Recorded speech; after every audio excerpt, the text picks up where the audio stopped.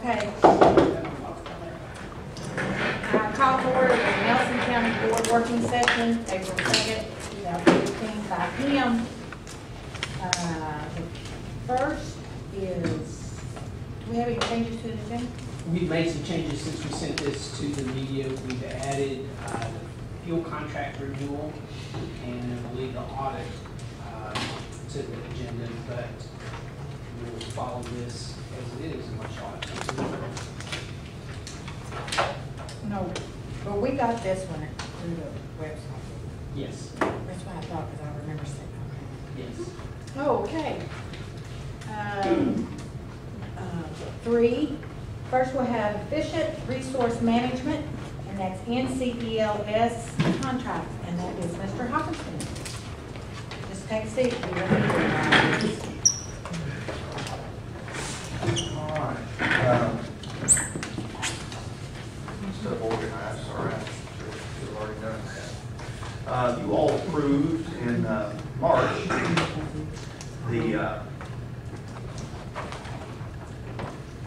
the selection of PCD as your construction manager, Studio Creamer as your architect on the expansion, renovation of the Early Learning Center.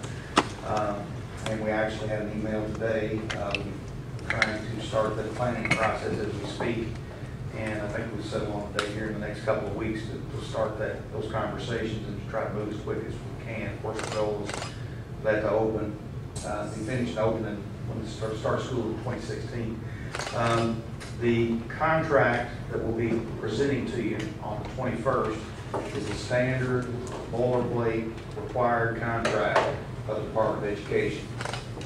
Every page is identical for every one of these contracts throughout the state. It's all driven, the costs are all driven by the construction cost. And for the architect piece at the ELC, the DG1 that we approved, I believe, in February, the estimated construction cost $2,250,000. $2,250,000. So for the architect, their proposal is a rate, blended rate for new construction there, 6.3%, 6.3% on 85%, assuming, in other words, they're estimating at this point 85% of the overall project is new construction, 15% is a change to the existing structure, okay? It's a little more complicated when you're modifying, so that rate is a little higher than KDE allows on the multiplier 1.25. So the bottom line for you folks is the rate is 6.3% on new construction, 7.875 on the renovation or modifications, and a total estimate at this point for the architects. This includes engineering, it includes all the things that they bring to the table, the subcontractors they hire. It all comes out of this fee, $147,065.63. Again, that will go up if construction cost goes up. It will go down if construction cost goes down. That is within the state fee guidelines. On that same project, the construction manager fee, again using the same construction cost estimate of $2,250,000 following the state guideline, the rate is 5.2%. Fee that goes to your construction manager, that'd be $117,000. In addition to that, there are on-site services. And that's really where I focused a little bit of time with Todd Sanders, Kevin Magnley, meeting with the construction manager. As we go through the process, as we start to have these meetings, and they'll be a part of them all, our goal is to shrink the length of time we have a manager on site as much as we can. And we're going to be monitoring that, doing everything we can to shrink that, because the goal, I shared this with them, we all are, I think everyone's goal is for us to be able to bundle 2 projects, get them all done within a year. So we need to save dollars everywhere we can. So we're going to try to, another recommendation we'll be getting to in a few minutes is some economies of scale piece that as it relates to all this. But the on-site service piece depends on how long construction begins, how long the construction process takes. It begins when we break ground. It ends when we get a building occupancy certificate. Does that make sense to everybody? So that's what we'll be doing on the ELC. Anybody have any questions? 117. I will just remind you, and we've not done a project with a general contractor, but when you do a project with a general contractor, it's pretty good overhead, man. There's an overhead piece there. This is essentially all the overhead on this project. So, they are managing for us, but in both cases, they're big numbers, pretty good sized numbers. So, ready to go on to the next item? Phase 3, selection and contract architect, contracting manager. This project was a little different than the ELC because when we started Thomas Nelson back in 2008, it from the beginning has been a phased project. For a number of reasons, the bonding potential that was available to the district. There were state rules on how many bonds could be sold in a particular year, and this is before just about everybody's time here, including Mr. Orr, I think. So that's a phased project. When you have a phased project, we're not required to go out and solicit proposals for architect or construction management firms. If you choose not to, it makes sense to folks at the Department of Education that you want to, you can do it. You're just not required to do it. The ELC project was not originally designed as a phased project. That's why we had to go through the exercise of advertising for those services and interviewing folks, et cetera, et cetera. So, but we will be recommending the same two firms for the projects for Thomas Nelson Phase 3. We'll start with the architect. The current estimate, BG1 you all approved last month, $2,550,000. The rate for that, and the reason why the rate's different, and the construction cost is about the same. When we negotiated those rates with Studio Kramer 6, 7 years ago, they were willing at that time to take all phases, estimate what all phases, including this one, we haven't built yet, haven't constructed yet, and look at the state recommended fee structure for all of those together, and that rate we settled on was 5%. That's why the rate for this project is less than the 6.3% on the previous project we talked about. So they continue to honor that, and they're proposing a fee to us of 5% for that. 5% times the estimated construction cost, $127,500. Again, that is underneath the allowed charges for the Department of Education. As far as construction management firm is concerned, we're recommending BCD again on this project. They were the construction manager the first two phases of that, and the rate is the same, 5.2% times that $2,550,000. What they have said is because we'll have two projects underway simultaneously, they've offered those services to us at 90% of that rate, 90% of on-site services, 90% of the 5.2%. The full rate would have been $132,600, 90% of that's $119,340 plus on-site services. That makes sense to everyone. We feel like it'll just streamline the process. And let me also say on the CM, we will be recommending that BCD not bid on general trades on that project. That opens up the opportunity for general trades contractors. That'll be a pretty sizable piece of the project, I'm assuming. They won't bid on that. They'll be the manager. They'll be managing other contractors on the project. And that certainly will open that up potentially for other contractors. Maybe we'll get some more interest in the project as a result. But they're estimating we're offering 90% of the standard fee structure on the second project. Again, we'll have two things going on simultaneous. We're going to do everything we can to structure the time, and limit on-site services as much as we possibly can. Again, everybody benefits if we can do both of these projects at the same time. And I know that's your all's goal. That's our goal. And again, the estimates, they still exceed what our bond potential is, but we'll know on bid day, and certainly we're going to do everything we can as we start to have these meetings over the next few weeks to try to make that happen. Any questions on phase 3 of Thomas Nelson? Next, we have fuel contract renewal.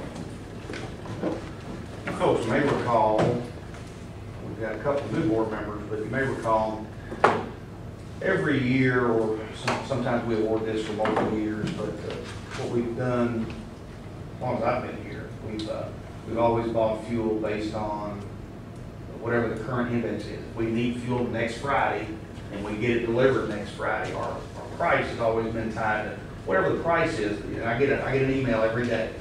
The OPIS index, it's current fuel pricing. And in the case of diesel fuel for us, I leave that a little, I get an email every day. I save those. Invoices come in for fuel deliveries on a particular day. I can go check the OPIS price versus what the invoice says. Make sure we're getting charged accordingly. And in addition to that, you've got taxes, and you've got freight charges. They're built into the bid process. Last summer, or last spring, I guess, for the first time, I inquired about this many years ago, because I remember a long time ago, a guy by the name of Joe Macaluso, who was the purchasing director of Jefferson County Schools. I was at a session, this is probably 20 years ago, he talked about how much money he saved as a result of buying fuel in bulk.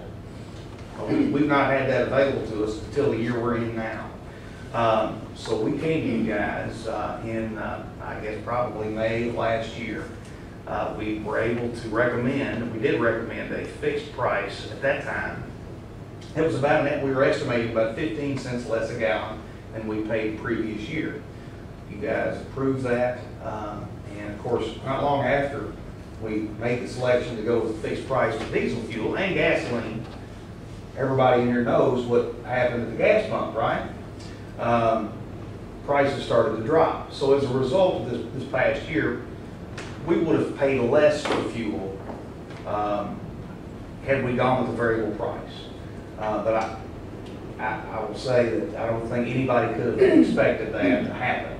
Our goal was to save that 15 cents a gallon, and also our goal was to have, we knew what we had to budget for diesel fuel. I know just about what we buy in diesel fuel every year, about 155,000 gallons. And we know what, what we're going to need, and we felt like, based on the trend lines that I've seen since I've been driving, not just since I've been here, it's not going to go down. It's much more likely to go up. Well, of course, that didn't happen this year, so did not work to our benefit. However, we've been monitoring that fixed price, variable price since that day, really, on a pretty regular basis. And just in the last couple of weeks, I've been talking to our vendor, Petroleum Traders, and they obviously, if we were to sign a new contract tomorrow for fixed pricing, we can buy it for a whole lot less than we're buying it right now. Now, there's still risk with that. It could drop to $1.50 a gallon. But based on 3 o'clock today's prices, we could lock in at $2.38, a little over $2.38 a gallon for next year for diesel fuel. Now, that's about $1 less per gallon than we're paying right now. That's Okay? good. And I can lock it. Now, again, so what we're asking is that you all authorize us to lock a fixed price in, and as soon as we do, we'll come back to what it is. But it's going to change. I mean, the numbers, They change daily. they change about the second almost. Yeah. I checked twice today, and the first time I checked, it was $2.30. That was a couple cents difference. A couple cents doesn't amount to much. Mr. Orr and I talked about this last week, and the price last week was $2.37. Then it was $2.44. Well, that doesn't sound like a lot, but 7 cents times 155,000 gallons is $10,000. So, obviously, we want to try to lock in at the best price we possibly can. And the other benefit we get is we know what we're spending on diesel fuel next year and can budget accordingly. So we're asking that you all give us the approval to lock in that rate. If you do that, I'll come in the morning. We'll look at those numbers. I'll come talk to him, and if he gives me the go-ahead, we'll lock the rate in, and that's what we'll pay effective 7/1. And they could drop again. Diesel could go to $1.25 a gallon, I guess. What are the chances of that happening? Well, that's sort of what I thought last year, honestly. But I think that there's a really It's, I think you know, the reward far outweighs the cost here, the potential cost, I think. Okay, you're saying though, if it goes cheaper, we don't get the cheaper Now, if price. we lock in, we're committed to that price. Committed to that price That's the correct. whole time. But I just think, I don't see it with that one burning out there right now, and the labor force is complaining. I don't see it getting no cheaper. yeah. So what do we need to do? Make a vote? Take a vote? And I'll just kind of, for everybody's awareness, we don't typically take votes at working sessions, but legally, there's no difference between a working session and a session where we sit up there, so we can still conduct business. There's no problem with that, so we would like to have a motion. I'll make a motion that we go with this I'll contract. Okay, Mr. Pate, make a motion to accept the contract for the price of diesel fuel, and Ms. Breeding second. All in favor? Aye. Opposed? Motion carries. Okay. Now, D, the audit. We have a proposal, every year, in April, we approve the audit contract for fiscal year that's gonna end June 30th, every year in April. I think the Department of Education has to have it, to take the State Board of Education at their May meeting. So every year we approve it in April. And our folks that have done our audit the last 3 years, I believe, Smith and Company, we're recommending that you all offer the, or approve the contract for them again. They have offered to us, and we would recommend a 3-year proposal. There's minimal savings to the district. I think what it does is that we know who we're going to be working with, you know who's going to be performing your audits, and they can block out time and not pursue other business as a result. And they are a local firm. I know you all have a preference for dealing with local firms as much as you can. And our recommendation will be that we award the audit to Smith and Company for the next 3 fiscal years. Any questions? Okay, so that'll make a total of 6 years. Is that like a normal practice in school districts? You have an auditor, the same auditor year after year, like, I don't know, I just kind of think that they fall into a certain pattern, and when you have another auditor come in, they have a different perspective on, you know, and maybe might be able to see something differently than. And I'm okay either way, honestly. I will tell you, that's why we went with these guys when we did. Right. But I will tell you, there's not a ton of district or firms that do school district audits anymore. We can find probably a firm out of Lexington or Louisville to do it, but not for, Not those. absolutely not. There's no question What's about the that. difference, you think? Probably $10,000. Good grief. You know, It really isn't. well, they're gonna have to send someone. They're gonna, they're. Yeah, I know how it You know, works. but, I do think the majority of districts that I'm familiar with now, they don't change auditors very often. They really don't. That doesn't, again, we can do whatever your all's pleasure is. Obviously, we're okay to deal with anybody. I mean, just for learning purposes about this process, why is that?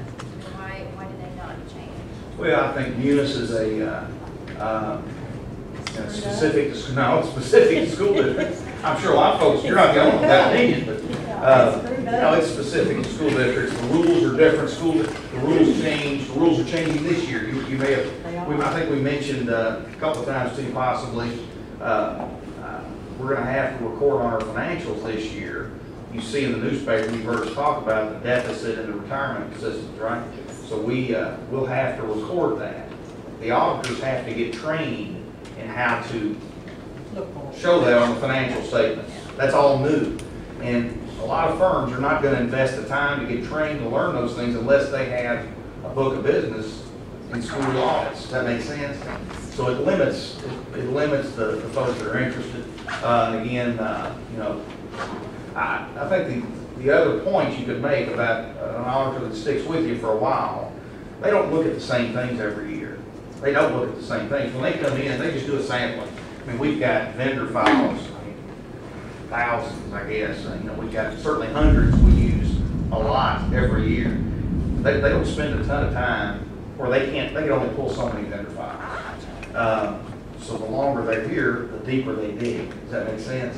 They do go to every school every year, and they do a pretty comprehensive review of the schools. But as far as the work here is concerned, it's a pretty high volume, we have a lot of volume, and you know, they can only be so far.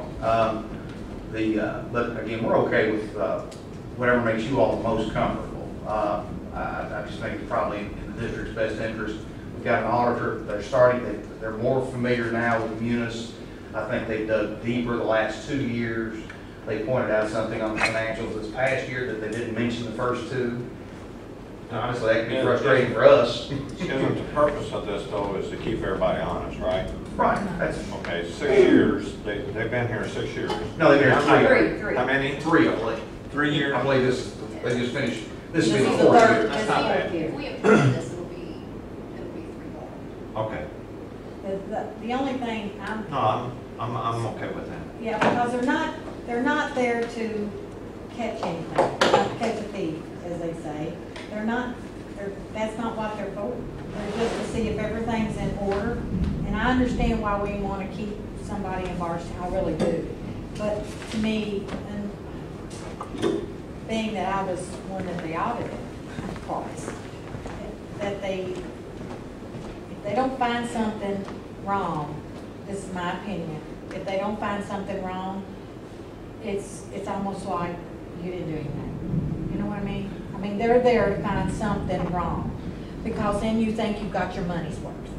That's the only, really, that's the way I feel. Trust me, I feel that way sometimes. Well, I do, because they did the lunch, Yeah. and that's what he was after, was to find a $2.35 mistake. Well, I think Mr. Orr would tell you, I've told him before, I think he agrees, they go, these auditors, whoever they choose, they go to school accounts. Mhm. School accounts, of course, that's where your cash is. There's really no cash here much. It's all, you know, checks and electronic transfers, et cetera. And every year they find examples of things. And my point is, if they didn't find anything, then they're not looking. Because if you've ever been in one of those schools and see the pace those people go at, and the volume, the clubs, the teams, the checks, the cash, if there was not any mistake made in a fiscal year, that would tell me that the auditor wasn't looking very closely. Because they will find something. Or it would tell me that the person went back before they got in there and cleaned everything up. That maybe that's more likely, but so they will find something. Yeah, They're gonna find they're something. there to find something. You know, but again, our recommendation is going to be Smith and Company, and if you all are uncomfortable with that, let us know. But you know, I think that that's our best. Well, for the best money, point. I can't see paying somebody $10,000 more to come down here from, you know. I mean, granted, at the state meeting, there was counties that don't even have a CPA in their county, so they had no choice. Right. They had to go and pay the, you know, $15,000-$20,000 for their audit, but, you know.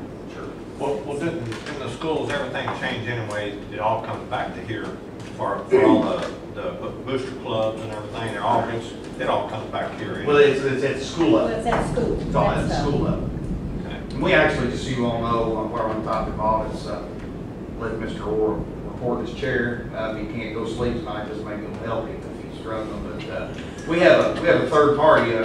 We have a person that goes in and dials in to our. They just have query capabilities. They can't go in and change anything. But they go in every month and they monitor the red book accounts and look for. And they're not doing that as a gotcha. That's not the reason. It's to help. Those rules have changed. They continue to change. We have new bookkeepers. It's to fend off any possible problem with the audit. Actually, is the reason we do that. And I think bookkeepers get more and more comfortable with that. We just started in January. I just finished the second month's review. I get a report. I share that with the principals, bookkeepers, Mr. Orr, et cetera. And things are going pretty well with that. Are they? Yes, so far so good. I mean, we're learning some things. He's sharing with them things he would do differently. And they respond. Why they did it the way they did. That's sometimes good enough, or sometimes they can see his point and we change the way we do things. Again, the volume of work these bookkeepers do, especially at the high school level, it's Well, crazy. there's so much. It's crazy, so this is just a means to help them out. I'll make a motion, we accept. Actually, we're just talking to you. Okay. Yeah, we just did that one. You got me on that last one, you got me on the roll. Just wait, you see the next one. We don't guarantee you anything anymore. I'm only hearing halfway. Yeah, I know, leave that ear in there, Larry. Appreciate your willingness. Yes. Let's go hard, just going, we're on a roll. Okay, the next item is the food service. April. She's not here tonight. I told her I'd pinch hit for her, and so I think she's gonna be here on the 21st, though. April's been with us a couple of years now, and when she walked in the door, she recognized the need to upgrade our software that we use for food service operations. But she wanted to focus on some other things that first year or two. And now the time's come to go ahead and address that. We had an RFP out on the street. I think it was in yesterday's paper, advertisement. She's emailing that to all the vendors that are in that business. And they're due back around the 13th or 14th of this month. We'll be coming to you with a recommendation on the night of the 21st. And it will involve, and these will be food service funds that are used to pay for this. It won't be general fund dollars. There'll be some hardware most likely that are required as a result of change. Software will be new. Hopefully, it should make it. The technology guys downstairs spend a lot of time trying to make some of these other things work within the campus, et cetera. Our goal is to save them some time and have a better product. Again, it'll be food service expenditure. We'll be bringing that recommendation to you on the night of the 21st, whatever that is. Okay. What was the price on that to read on the system? On the software, Yeah. you know, David, I don't know. I've never done that. In all my time here, we've had a rise in software, I guess, since I got here. We've paid for some updates to it, obviously. And that's the big reason why we need to go to something, a new product. I'm sure it's going to be pretty pricey eventually, tens of thousands of dollars, I'm sure. But it will be a food service expense. They do have a balance to pay for things like that. That's why we want to continue to have a balance. Okay, thank you. Okay. Item F is the childcare rates index. Sarah Wilson. Oh, she did. Okay.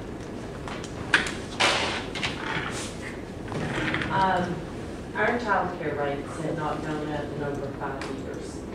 And I do want to point out that we do not profit on the childcare rates. Any profit that is there at the end of the year is divided up among the schools that the childcare programs are in. And with the increase in salaries for next year, we thought we needed to address that our rates did need to increase.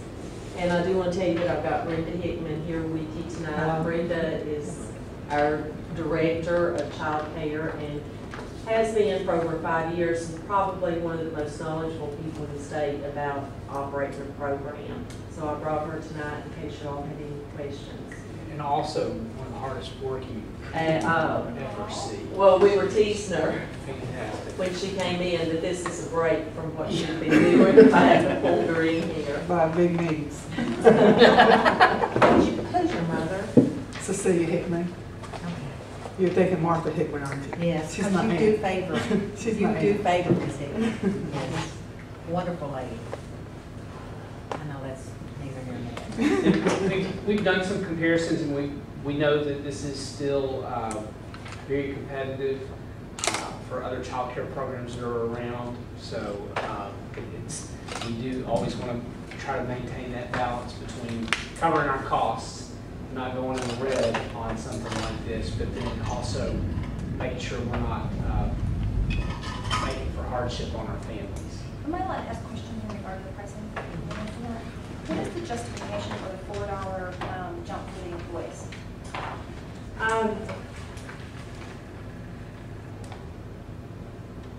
Well, I mean, nothing specific other than it made us more in line with other rates that What other rates did you compare with? the Florida stands.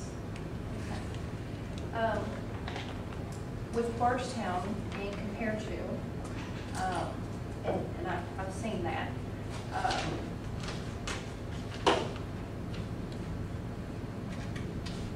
I'm thinking of the employees, okay, is what I'm thinking about. And I'm thinking about, I don't think that I don't like the idea of raising the employee rate as high as it is. Okay. And that's only because of, I think, the sacrifice, and I think the time and the efforts and the energy and, you know, the impact that they have. You know, I think that it's a great benefit, you know, for the employees who are here in our district to be able to, you know, send their kids to the child care center at a reasonable rate. And I think it's a good retention tool, you know, for those employees. And I'd like it, you know, to be viewed as a benefit. And I just think that a $4 jump, and just my personal opinion, just kind of maybe sends the wrong message. Okay. We'll run some new numbers. Yeah, That's a absolutely. good point. And the other thing too is, and I don't know if this is folklore, if it's rumor, or if it's, I don't know, but in regards to the, you know, the salary, you know, between, I mean, you know, if teacher pay rates are, I mean, I think you had mentioned that teacher pay rates are increasing, and so that, to me, that's not a reason to raise rates. I mean, it's just not. And then as far as comparing to Bardstown, you know, to the teachers, I don't know what the teachers make at Bardstown, you know, and to compare Bardstown, I think it's kind of comparing apples and oranges, and I would like to see, you know, maybe comparisons with other districts. I just, you know, Bardstown's a great district. I think they do wonderful things. I think they're, you know, I want to get out of the habit of always comparing to Bardstown. I'd like to see other districts when we're doing these studies, you know, so that we're comparing apples to apples and that kind of thing. And when I was talking about the increased rate for employees, I meant the child care workers. That what we're actually. Well, that's not what this says, though. This just says for employees, so. Oh, But this she- isn't the teachers? This is just the people that work there? No, No. what she was talking about was when all of our staff will see a pay raise, and so that our costs for childcare go up. So that caused us to take a look. It was another reason to take a look at the cost of childcare, because we go a little closer to that red line when we're having to pay all of our staff more. So it wasn't a response of, well, we're paying teachers more so we can charge them more for childcare. It was, we have to pay childcare workers more, so we need to make sure that our fees are in line with what it costs us to operate. Is that That's make clear better as mud sense? to me. What, I wouldn't, you wouldn't, for 20, I'm sorry, Diane, but you know, I'm not good at, I wouldn't teach preschool for no amount of money. I don't care if it's $20, $25 a I'm month. sure not to send any of my kids. No, you don't want to send them to me. No. But, okay, if we're paying the teachers, is it 2%? That shouldn't even be a factor. I know, but it is. Are we paying, what's their pay raise for this next year? You get a 2% pay 2%, raise. okay. All employees. All But then employees. don't they get a 1% over top of, they don't. They get a step increase. Step increase, It's and then approximately 2%. 1.45% on the certified, and I think, is that So at the end of the day, certified? it's 3 something. Okay, Okay. all right. Okay, so if you take that $16 and you take that percentage, does that make more sense? Do you know what I mean? So in other words, you're saying instead of increasing it $4, I mean, I don't know, I mean, I'd have to see. It could be come up to $4, I don't know. I don't know, you know. Yeah, I know that's what what you're I'm saying. saying. Yeah, you know what I'm saying? I'm comfortable with that. But I agree, that is a big jump. But, like I said, not everybody can teach these preschool children. And I would be one So of the- them. when you say the daily rate for employees, is that all district employees? That is Yeah, all district yes. employees? Yes. All Okay. district, I don't think it should be raised at all. I don't. really. Nope, I don't. Well, I think you should raise it at least what I think it the, needs to be a Well, benefit for those. for the It still goes teachers. back to what you said. Teachers at Bardstown get paid a whole lot more than our teachers here, right? Okay, so you're going dollar to dollar, and that's not even You even. can't do it. I follow You need to go with another system that's set up just like ours that has a daycare to see what they're paying for their employees. So we need to look at it with a little finer view, because what you're saying is it, let me try round three. The comparison that we do is really to make sure that we're staying competitive as locally as possible, so. We need to get out of that. Okay. We need to get out and away Okay. from that. Okay, we'll do some more research and show you more comparisons, and we'll run some different scenarios on bringing the employee rate back down, and then making sure we can still cover our costs, and then we'll bring you those scenarios. That's the main thing, we don't lose money on this. That's Yeah, we're not gonna lose money on it, increases but on pay, teachers. We're still shooting is try to help our employees. yes, Yeah, absolutely. that's the whole If we thing. need to raise it on another end, then let's raise it, but try to take care of all the employees here, so they don't want to take their children over there where we're talking about. That we don't want to say. We'll Okay, thank you. Sarah. Okay. Next on our agenda is the CDIP update. Mr. Beck, refreshes us what the CDIP stands for, please.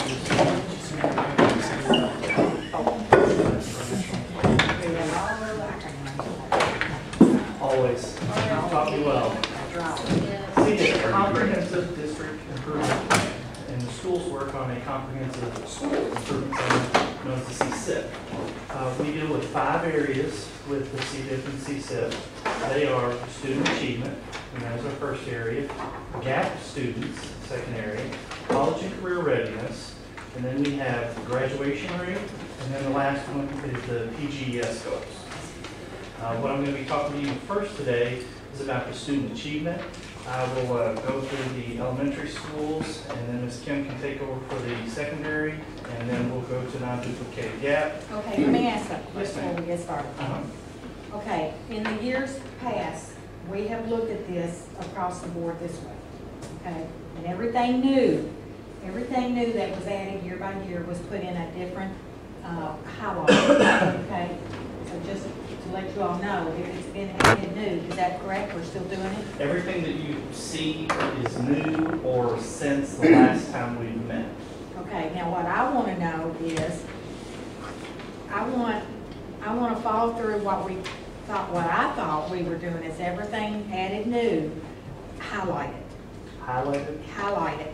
What we've done is we have a Google Doc, and we have a different tab for each month. And the tab that we have printed off for you now is only the updates that have occurred since the last board meeting. The reason that we moved to that is because at the last board meeting that Mr. Rapier talked about, he felt that the highlights were getting a little unwieldy because it was going page after page. So that's why we went to a tab system. And we can go back to that, that's not a problem. Well, Nikki must have had a hard time following things because I want to know what's new. Right. Yeah, I myself would want to know what's new. You all want to know what's new? Everything, This is new. yes, everything that Yeah, you're but looking at. everything from new from last year to this year, if they implemented anything new, that's what I want to know. I want it highlighted. Like, if all this is new, then we need to be put down here, for my sake, put down here, all this is new. This is new implementation of the following. Okay. And that way, we don't have any doubt, and you don't have to color code. If all of it's new, Okay. then that's fine. But Okay. I want to know if it's new, Okay. if we're adding, Okay. please. Yeah, absolutely. Okay, thanks. We're going to start with PGES because I can give you a group overview of where all the schools are K through 12. Right now, the schools are about to reach the deadline for April 15th when all of the summative evaluations need to be in the district board. And what that means is that they're looking at all 4 of the domains that we've implemented this year: planning, preparation, domain 2, classroom environment, domain 3, instruction, and domain 4 is professional responsibilities. And then the 5th element we looked at was student growth. And these are all the domains that we've gone through throughout the year. well, each teacher will get a rating in each domain and on student growth, and then they will receive a final overall rating, and that's their summative rating. And each teacher will be rated as either from the lowest rating of ineffective, developing, accomplished, or exemplary. And from that, we will have a new goal next year of what percentage of our teachers are effective and what percentage are we going to grow to be effective for next year. So right now, that's where we are in the month of April, as everybody is finishing those summative evaluations up to get those to Mr. Orr or Ms. Wilson in resources. Any questions on BGS? Okay. All right, now we'll go back to the first one, which is student achievement. As we look through the student achievement for each school for the month of April, you're going to see a common theme, and a lot of that goes back to writing and the knowledge of standards. That's something that you'll see the district itself working on a lot this summer too. We first go to BES, where they've been working on their student growth goals and PLC, wrapping those up to see which ones were successful. We then go to Foster Heights, where you'll see that their PLCs have been working on formative assessment and creating a priority within writing, particularly in on development for 5th grade. They have begun working with the Lucy Calkins material, something the district's going to have some PD on this summer, because now it's been adopted in almost all of our schools, K through 8, and Ms. Kim, I believe we're looking at it K through 12, is that correct? And that's a writing program. Very prescriptive, works in small groups. Next, we see at Cox's Creek, they have a fully implemented lesson planner. That speaks to knowledge of the standards to make sure that standards are being addressed with the lesson plan. That is a program to where they develop their lesson plans, they can reach up and pull those standards down and connect them with the activities to make sure we're not just doing an activity because it's fun or we like it, but to make sure we're also doing it because it's connected to a standard. And then at Boston, they were one of the first to go ahead and pull the Lucy Calkins material, maybe developing PD with that. They've also been doing some innovative stuff with their peer observers, which all schools are doing peer observers this year. They have begun doing some video observations of that to go back and have some breakdowns of that in PLC, particularly in the area of writing because of the Lucy Calkins material. And then next you have New Haven. They have also begun working a lot with the on-demand and writing piece. They're tying that in to the on-demand writing and the Lucy Calkins material. They also have begun work on a lot of LDC material. Their IC in particular is very versed on the Literacy Design Collaborative. It's called the LDC model, and it's a model of developing literacy units where you bring in multiple forms of writing to affect different content areas. And then lastly, they've also been developing their groups with map testing through Study Island, which you're going to see in their GAP program later. Study Island has the capability to reach into the map data and pull out our GAP students and connect them. And what's this then? Thank you. ELA. I'm used to seeing English class language arts. Yeah, Gotcha. I'm sorry. A lot of times when we talk about IC, we're talking about Infinite Campus. Yeah, Here, that's why we're I talking want to about know what. Instructional. Okay. My apologies. That's okay. And then I'll hand it over to Ms. Kim for the secondary and student achievement.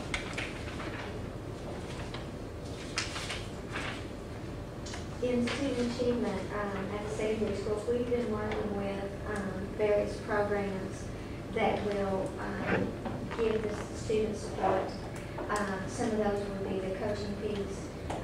Some of those are the Apex piece where they make up credits and that sort of thing. So the intervention piece, as far as student achievement, we've also been looking at growth goals for students, growth goals for teachers. We have just gotten to the middle of the map testing window, and we're seeing good, solid growth across all schools, particularly in the area of reading at the high schools. They are having some success using the reading programs that the district has purchased within. So we've had some great success with strengthening reading and that sort of thing at the high schools. Thomas Nelson worked works vigorously on action planning with the students as far as what's going to happen in the future, so that students have a clear idea of where they can go and what they can do. So those are some things that we're working on as far as student achievement goes. And then from there, we move to the non-duplicated gap. Those are our gap students that we have addressed. One of the things that you'll see first, we use a multitude of systems to look at our gap students. You'll see Lexi and Reading Plus is one that will come up often. Study Island, Dreambox is another one that will come up often. Boston is also utilizing Compass. All of these are software programs that help us more efficiently identify students' weaknesses and address those. As we start off, we look at Bloomfield Elementary. One of the things that I wanted to point out there is the Second Steps program that they're working with. One of the things that we have begun to look at strongly this year is additional barriers to learning beyond the academic. Social barriers and emotional barriers. And they've implemented a monitoring program using the Second Steps program at Bloomfield Elementary in conjunction with Bloomfield Middle School. When you look at Foster Heights, they have now completed all of their GAP action plans, which they're developing for all their non-duplicated GAP students. At Cox's Creek, they were happy to say they had one of the highest usage rates of Lexia across the state last month. I'll remind you that the usage rates are not just simply how long the child was at the program or utilizing the program, it was how successful they were in moving through the different levels. So that varies child by child. It's individualized based upon the child's need. Tim? Yes, ma'am. Hold on. Okay, with two new ones, explain exactly how these programs work.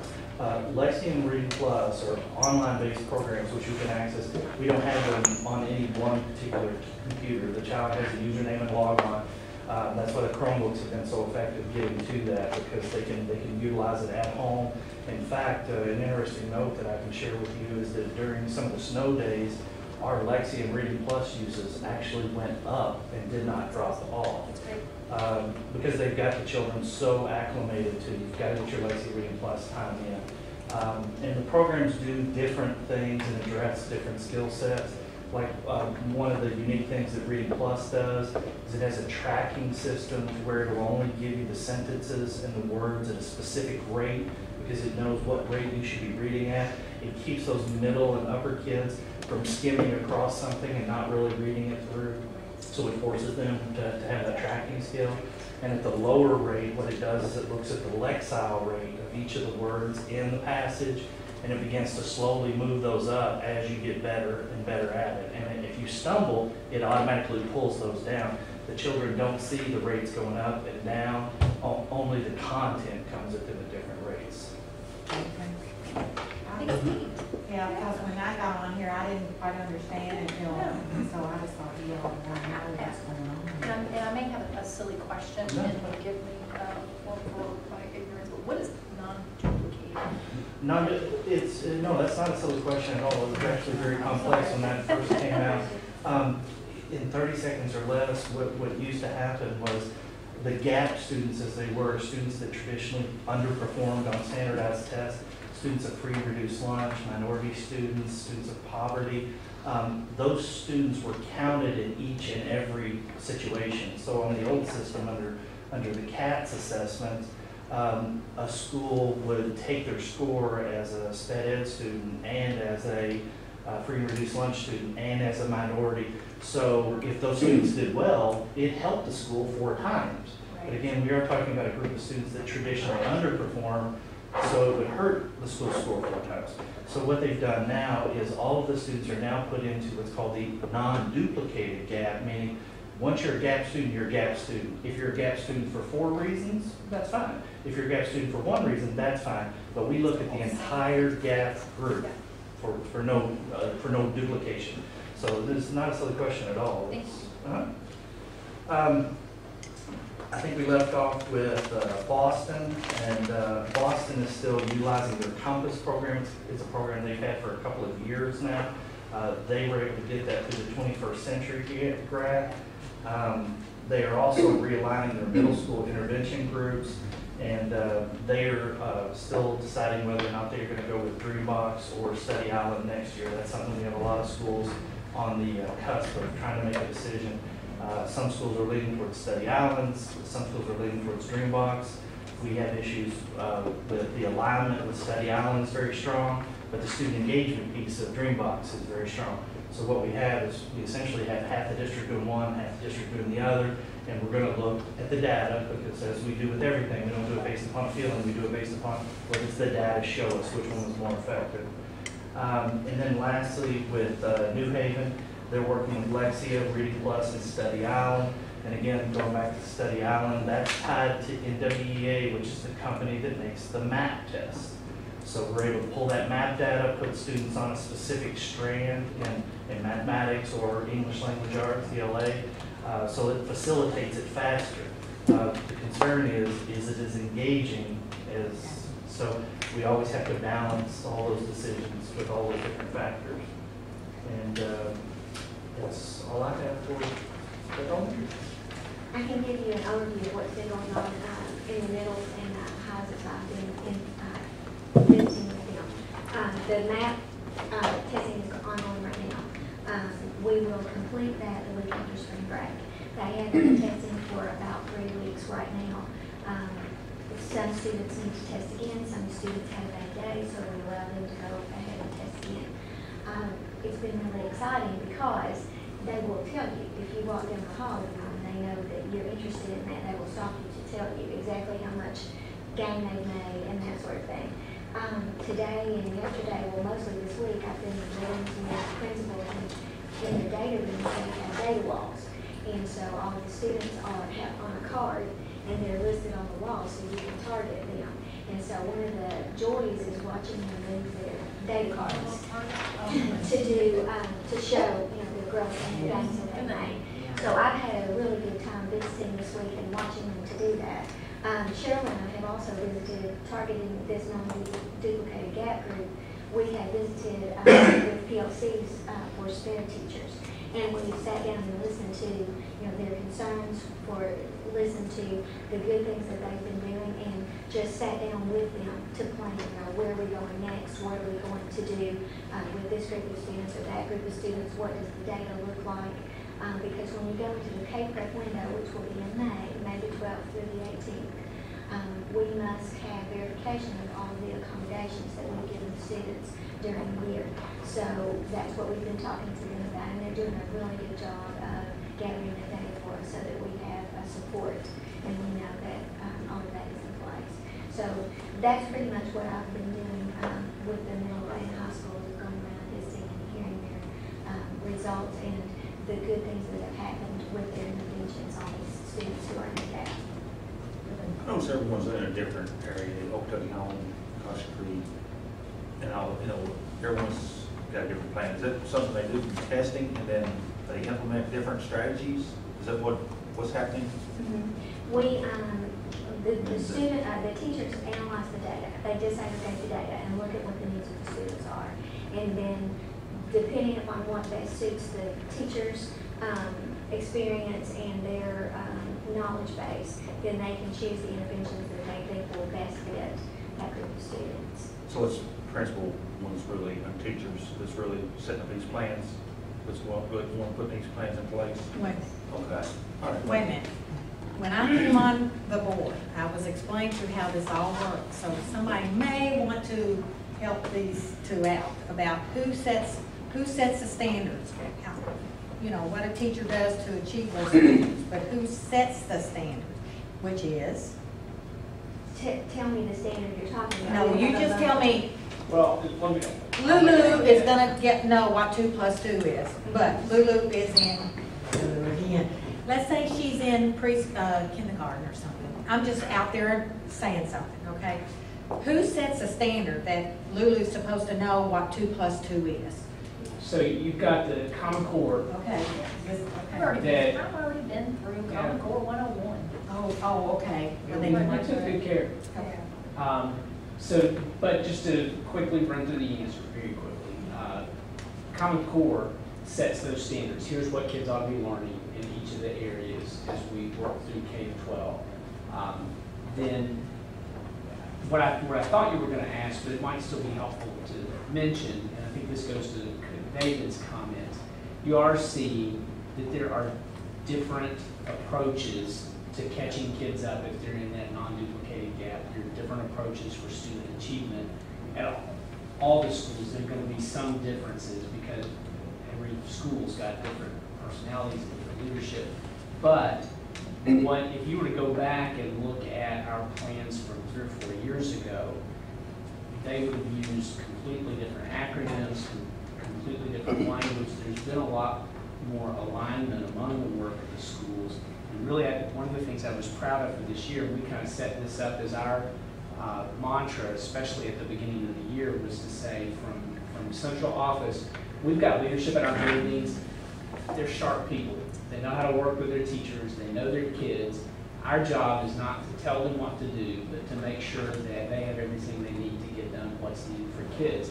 And so when it came time, a couple of 3 years ago, what we were doing was we were writing the district improvement plan based on what K-Prep data said that we needed to do. And then we handed that to schools and said, you now take this, keep an eye on this, and you develop the plan that you need, but make sure that it's pretty close to what we're doing so that we're all on the same page.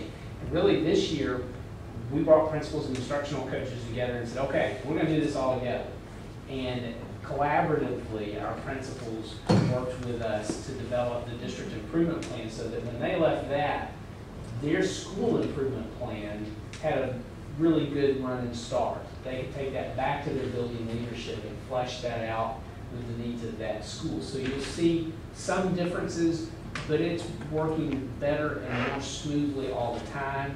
And I just asked Kim if we would have May or the spring math data ready for the work session, because on some level it's all good to know what they're doing, but the next question that always begs is, what's the impact? Is it working? And you know, anecdotally, the sense I get as we visit schools and see kids and teachers and principals working is that it is having the positive impact we expect.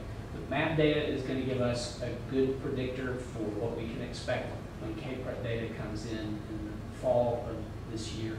So we'll have that map data for you in May, and we'll keep our fingers crossed that it goes the direction that we think it should. But the work is getting better all the time. I can tell you, it's funny because all of my kids come home talking about their map scores if they're in that level. And when I first moved here, we weren't having those conversations at my house. My kids own their data. They can tell you that Kenneth, the 5-year-old, will come home and tell you what her goal is in math and reading, whether or not she hit the target. In fact, I visited her classroom the other day, and that's what the teacher was doing, was going over their math goals and their scores with them. Those kids were pumped. They were high-fiving. They even came and high-fived me. So it's exciting to see that kind of thing happen. It was happening a few years ago. And I'm sorry if I doubled up. I just didn't want you to feel like, because I did feel No, I like. appreciate that. I was ignorant to the fact of how, what we were doing, and I thought, You just keep going. please don't be lost. I was lost. Okay, I'll I'm tell you sorry. two different things. One of the things that I've seen that is such a bright thing, I was a little bit concerned in the winter, when we tested in the winter, because our scores flatlined as far as math goes. And then I started talking to other people, and they said, that's normal, that's not a problem. So I called the company and I said, that's normal, it's not a problem, it'll get better. And so we are almost to the end of the math testing window, and our scores are very good. They have risen. Here's the other thing. Our schools are so good at this now, in just a short time, that they can predict what they need to reach their goals for the K-Prep test and tell you exactly how many students they need to do that. Really? How many more they need to get to where they are. That's why we did the testing now, because after we come back from spring break, we have 4 weeks, and we can make gains during that time, because we have a measure now of what we need. And so they can target those students and know exactly who they are and the number that they need, and we can make interventions there. Another thing is that students are talking, is exactly what Mr. Orr said, students are talking about what they need. And I had a parent and student in my office today, and he asked for an intervention. The student did. I've never seen that in my life. A student to ask, I need this, and so we're going to do that. Great. So that's how much that this district has grown in just a short time. It's good stuff. It's really good stuff. Very good.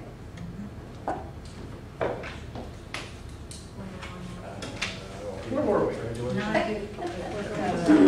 ready, calling Graduation. graduation. Okay. Graduation is on.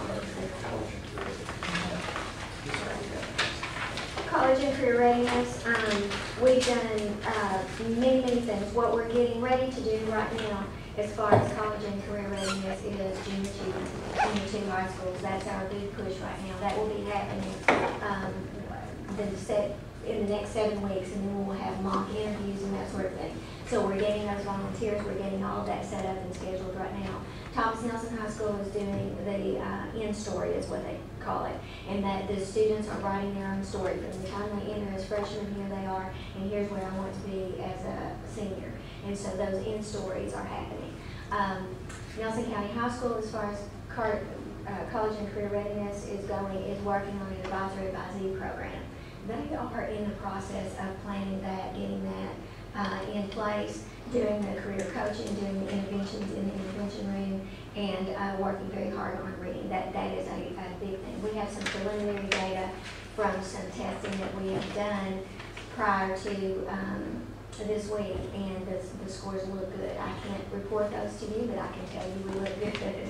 So that will be coming to you also in the next few weeks, as far as we will be able to give you a good idea of what's going on. But our schools are working very hard on the college and career readiness. And graduation rate, probably the big news there is that Nelson County High School has now achieved 212 half credits recovered in their credit recovery lab, and that's to this point. So we still have 9 weeks to go. We are also doing a spring intersession next week during spring break. That has been set up. Teachers have been hired to do that, and we are, the counselors are doing appointments right now. Those 212 half credits that are recovered to this point are that much ahead of the 88 that were recovered all year last year. So we're ahead of the game there. We have just finished ACT testing in March. The work keys piece was done and is ongoing.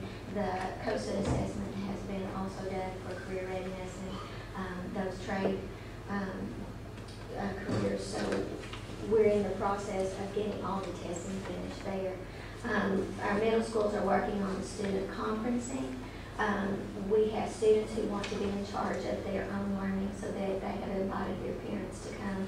And I think it's it's the Thursday after spring break, whatever that day is at Bloomfield Middle School, is when they're having their student-led conferencing across the board. I was in an elementary today. They're going to pilot that in the 5th grade and try to get that started so that students are already aware and they want to lead the conference themselves and tell their parents where they are, their goals, and what they aspire to do. The future stories at Thomas Nelson High School is an ongoing thing, and that pretty much wraps up the graduation rate. We're doing everything we can to get them ready to go. Awesome. Okay. Did anybody notice in the KSBA magazine, Wes Bradley and Dan Cole? I haven't looked at it yet. I know it's in there. Thank you. Great. Next item is student and stakeholder engagement. Guest comments. Okay, do I hear a motion that our working session adjourn? A motion. Okay, Mr. Norman made the motion. Second? I'll second. And Ms. Reading second. All in favor? Aye. All opposed? It's adjourned.